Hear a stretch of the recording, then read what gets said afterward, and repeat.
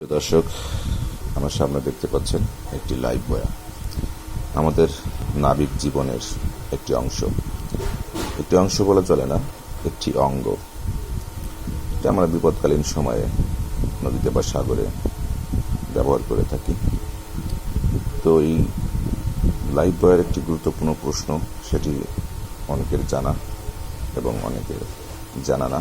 তো আমরা জেনে নেব সেই প্রশ্নটি কি। এই লাইভ বয়ের উপর ভিত্তি করে একটি প্রশ্ন থাকে, কোন জাহাজে কয়টি লাইভ বয়া থাকবে? উত্তরটি এরকম হবে, তারপরও এর বিস্তারিত বিবরণ একটি ছক আছে, সেটা দেখলে আপনারা বুঝতে পারবেন। এই প্রশ্নের উত্তরটির মধ্যে গুরুত্বপূর্ণ একটি বিষয় লুকিয়ে রয়েছে, সেটা আমরা একটু ক্লিয়ার করব।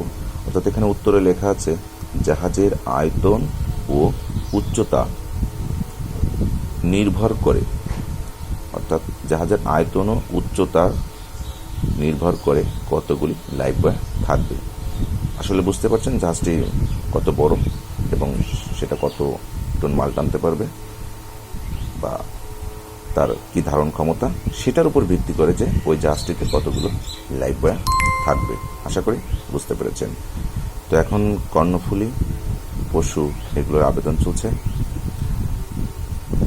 আপনারা যারা কর্ণফুলী পশু পরীক্ষায় অংশগ্রহণ করবেন, আবেদন করতে চান, অবশ্যই আমাদের সাথে যোগাযোগ করতে পারবেন।